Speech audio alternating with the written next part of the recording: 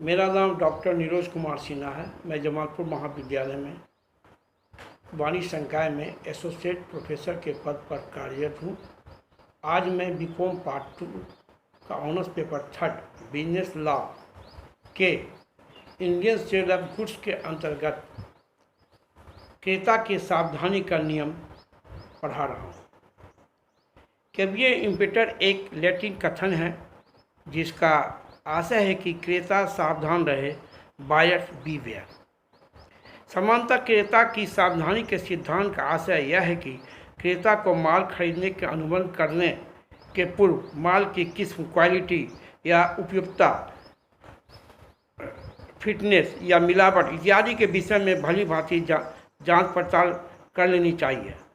अन्यथा बाद में वह विक्रेता को माल के अवगुणों या विशेष उद्देश्य की पूर्ति हेतु अयोग्य या अनुपयुक्त या अन्य दोषों के लिए दायी नहीं ठहरा सकता है अथवा अनुबंध को भी रद्द नहीं कर सकता है। इसका कारण स्पष्ट है कि कुछ अपवादों के अतिरिक्त क्रेता स्वयं की जोखिम पर माल क्रय करता है तथा विक्रेता का कोई कर्तव्य नहीं है कि वह माल विक्रय करते समय माल संबंधी सभी दोषों का स्पष्टीकरण करे। इस अधिनियम की धारा 16 के अनुसार विक्रय अनुबंध में किसी विशेष उद्देश्य हेतु सुपुर्द की गई वस्तु के किस्म तथा उपयोगिता के लिए कोई गर्भित शर्त या शासन नहीं होता है।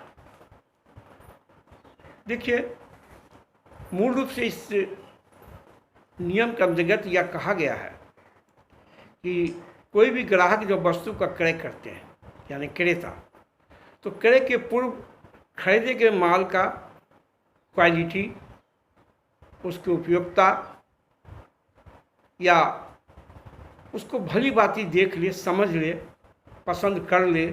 जब उससे वह पूर्णतः संतुष्ट हो तो वह खरीदे, क्योंकि इस नियम के अंतर्गत खरीदी गई वस्तु को विक्रेता लौटाने के लिए बाध्य नहीं है।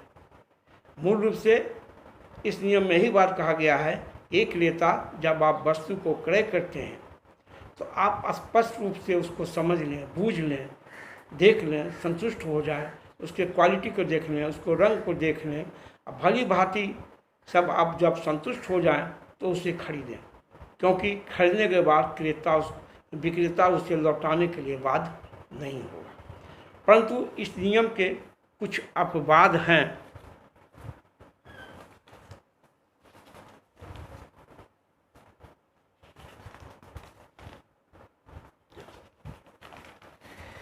माल के किस्म अथवा उपयुक्तता के विषय में।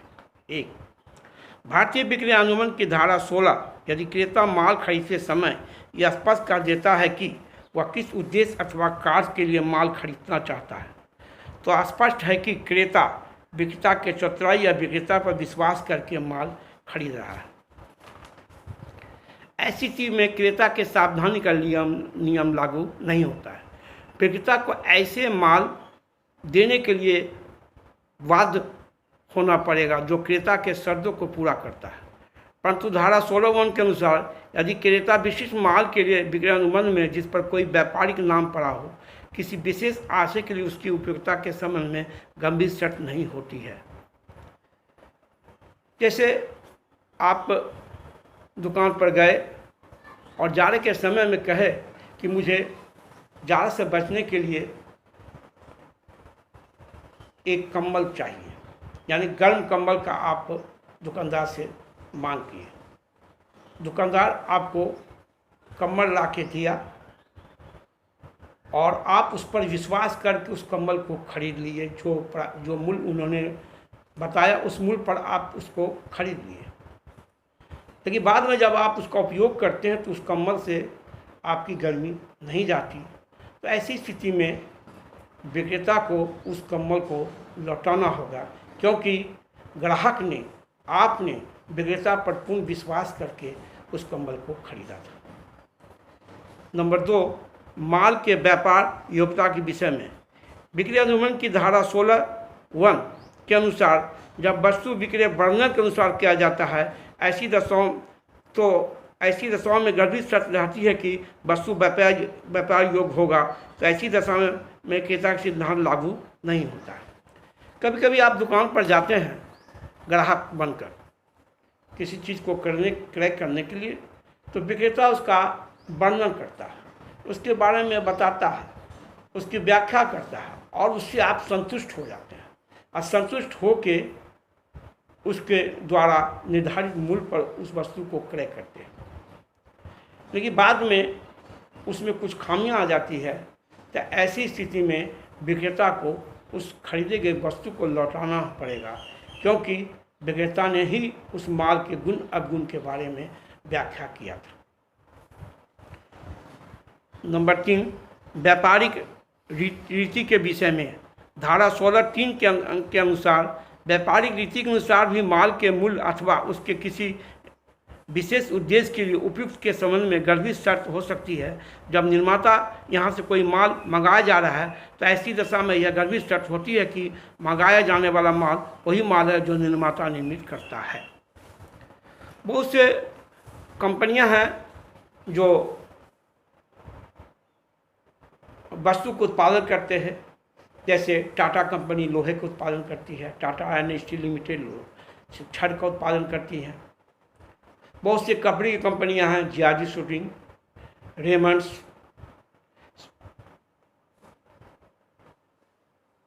का सीमेंट की कंपनी है एसीसी, लफार्ज। तो जब हम किसी कंपनी में वस्तु का आदेश देते हैं, तो ऐसा मानते हैं कि हमको उनके द्वारा निर्मित वस्तु ही प्राप्त होगा। जैसे एक व्यापारी ने एसीसी सीमेंट कंपनी से 1 ट्रक सीमेंट मंगाने का आदेश दिया, तो उसको यह विश्वास है कि एसीसी कंपनी उसको 1 ट्रक सीमेंट भेजेगी। परंतु यदि एसीसी कंपनी उसके जगह पर किसी दूसरे कंपनी की सीमेंट भेजती है, तो क्रेता उसको खरीदने के लिए बाध्य नहीं है। क्रेता उसको लौटा सकता है और विक्रेता को उसको वापस लेना पड़ेगा। चौथा, व्यापारिक नाम या पेटेंट। बहुत से विक्रय अधिनियम की धारा 16(1) के अनुसार यदि वस्तु विशेष व्यापारिक नाम या पेटेंट के अंतर्गत खरीदी जाती है, तब किसी विशेष उद्देश्य के लिए उपयुक्तता संबंधी कोई गर्भित शर्त नहीं होती है, अर्थात ऐसी स्थिति में क्रेता सावधान रहे सिद्धांत लागू नहीं होता है। बहुत से ऐसी वस्तु होते हैं जिनके पेटेंट होते हैं, व्यापारिक नाम होते हैं। जैसे बेलचा का धागा, उसमें एक सिंबल आप देखते होंगे, उसका पेटेंट राइट है। खजूर छाप डालडा में आप खजूर का चिन्ह देखते हैं, हवाई घोड़ा में भी आप देखते होंगे चिन्ह है। तो अगर हम इन वस्तुओं को खरीदते हैं, तो हम यह मानते हैं कि हमको उसी कंपनी का ये वस्तु अच्छी क्वालिटी की मिलेगी। और अगर ऐसे पेटेंट वाले वस्तु में कोई दोष निकलता है, तो ऐसी स्थिति में विक्रेता को बेची गई वस्तु वापस लेना होगा, क्योंकि उस ग्राहक ने उसके चिन्ह पर विश्वास करके माल खरीदा है। 5वां, कपट तथा उद्देश्य दोष। यदि कोई विक्रेता माल के विक्रय के समय कपट का प्रयोग करता है, अर्थात विक्रेता वस्तु के दोष को छुपाकर विक्रय करता है, तो ऐसी दिशा में क्रेता सावधान के सिद्धांत लागू नहीं होता है। कभी कभी ऐसा होता है कि विक्रेता बेची गई वस्तु के दोष को जान रहा है, फिर भी वह उसको छुपाकर ग्राहक के हाथ बेच देता है। बाद में ग्राहक को खरीदे गए वस्तु में दोष नजर आने लगता है, तो ऐसी स्थिति में विक्रेता को बेची गई वस्तु वापस लेना होगा, क्योंकि उस दोष को वह जान रहा था। जैसे मान लीजिए चोरी की एक कार है, तो विक्रेता को मालूम कि यह चोरी की कार है, लेकिन उसको वह छिपा कर क्रेता का हाथ भेज दिया। बाद में यह पता चला कि चोरी का कार है, तो क्रेता ऐसी स्थिति में अगर उसको लौटाना चाहता है, तो विक्रेता को उसको वापस लेना पड़ेगा, क्योंकि ऐसी बेची गई कार पर न तो अच्छा स्वामित्व विक्रेता को है, तो क्रेता को भी अच्छा स्वामित्व प्राप्त नहीं होगा। और 5वां है नमूने द्वारा विक्रय। धारा 17(2) धारा 17(2) के अनुसार नमूने द्वारा बिक्री की स्थिति में क्रेता सावधान नियम लागू नहीं होता है। इस प्रकार के बिक्री में प्रायः गर्भित शर्त रहती है कि संपूर्ण माल का गुण अथवा किस्म नमूनों के अनुकूल होगा। क्रेता को संपूर्ण माल के नमूनों से मिलान करके उचित अवसर प्राप्त होना चाहिए। माल में कोई ऐसा दोष ना होगा जिससे साधारण जांच से पता लगाया ना जा सके और जो माल को व्यापार योग्य न रहने दे। कभी कभी बहुत से विक्रेता होते हैं जो पहले अपने माल का नमूना क्रेता को देते हैं और कहते हैं जाइए आप इसको प्रयोग करके देखिए, यदि आपको अच्छा लगे तो आप इसको खरीदिएगा। क्रेता उसे घर लाते हैं, प्रयोग करते हैं और जब उससे संतुष्ट हो जाते हैं तो क्रेता यह मानकर कि जो विक्रेता ने उनको दिया है वही उनको देंगे, इस विश्वास से उस माल का ऑर्डर दे देते हैं। लेकिन बाद में यदि नमूने के अनुसार माल नहीं भेजता है तो ऐसी स्थिति में क्रेता उस माल को लौटा सकता है और विक्रेता को उससे माल वापस लेना पड़ेगा। अतः क्रेता सावधानी नियम के ये सारे अब बात थे, परंतु फिर भी ग्राहक को हमेशा माल खरीदने के पूर्व उसकी भली भांति देखभाल संतुष्ट होकर जानकर खरीदना चाहिए ताकि बाद में उसे परेशानी नहीं हो।